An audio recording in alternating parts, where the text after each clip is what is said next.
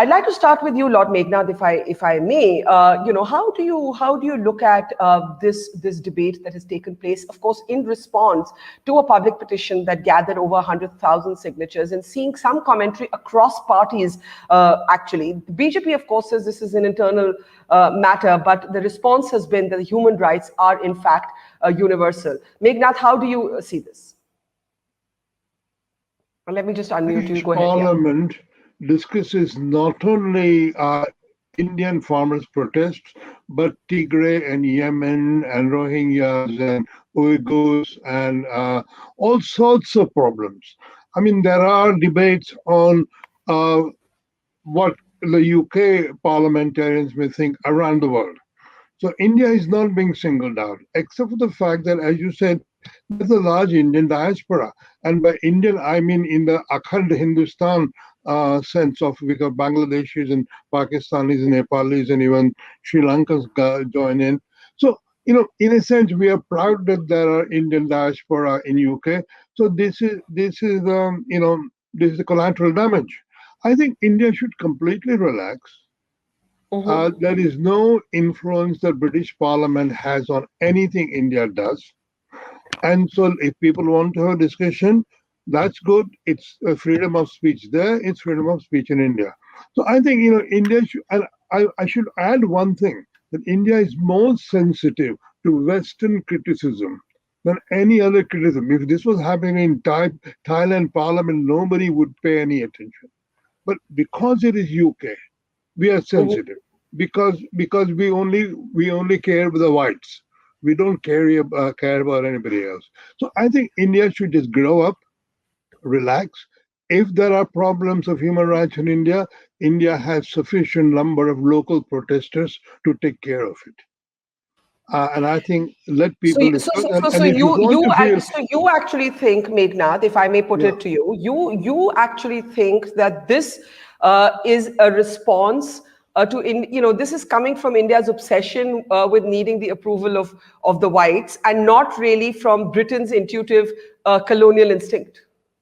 No, I was discussing the emergency in 1975. I was not a parliamentarian then, but I was marching about Indian emergency in London.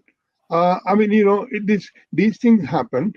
So I think, in a sense, the human right, there's a big human rights concern in British Parliament of all the regions of the world. I mean, to that extent, it is still behaving like an old empire, but it is one of the 5 permanent members of the UN Security Council.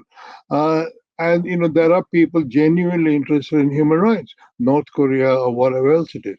So I think India should just basically listen, but not get upset. It's a free country. It's a free country. Let people do what they like, and India can carry on with its own stuff. And if it doesn't mind, why don't India have a debate on Meghan Markle and racism? That's a good. That's actually I have to say a really funny idea, that we should actually respond with a debate of our own. With a debate of our own, Indian Parliament should now be discussing Harry and Meghan. I would really hope the Indian Parliament has better things to do. I think we're caught between two impulses here, and here's the point. I personally think the farmers' protests have been mishandled. I also personally think it's annoying and grating for me as an Indian citizen to see this debate in the UK Parliament. So both things can be simultaneously true. This is not some either-or reductionist response, Meghnad, and that's the point I want to make. The fact is, the mishandling of these protests has made it an international story, whether it's Greta Thunberg, whether it's Rihanna, whether it's, sort of tomorrow the Biden administration making a statement, whether it's the Canadians. But of course, the Canadians and the Brits are also doing it for their reasons of domestic politics, large Sikh constituencies, diaspora politics playing out. Now, India can't both be going and doing these big, huge Modi rockstar events in foreign capitals and then not want diaspora politics to boomerang back. You can't play it both ways, can you? Meghnad Desai. Let me just sort of unmute you. Give me a second and go ahead. Yeah. The amount of time and money Indian political parties have invested in Britain, establishing their, Congress in UK and BJP in UK, RSS in UK. I mean, it's quite serious.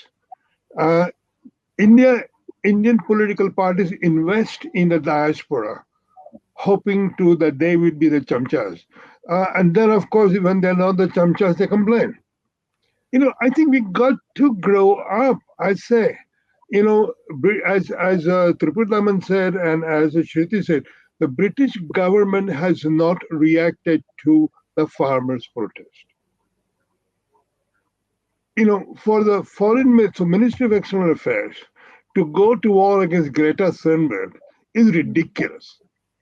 It's worse than ridiculous. It is laughable. It shows such immaturity that somebody ought to resign. I mean, it's embarrassing. So I think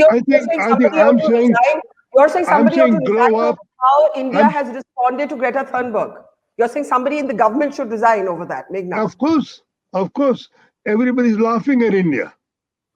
Greta Thunberg, Rihanna. I mean, you think they are international conspiracy against India? I mean, are you serious? Are you that sensitive? It's just ridiculous. To grow up, behave your age, behave your status in the world, and just roll with the blows and just don't make a fool of yourself in global eyes. In India, they may have a big thing. Oh, they attack Greta Thunberg, but nobody else thinks that. I mean, you really have to sort of behave with some maturity, not be so thin-skinned that nobody can say anything against India, and they're all our enemies.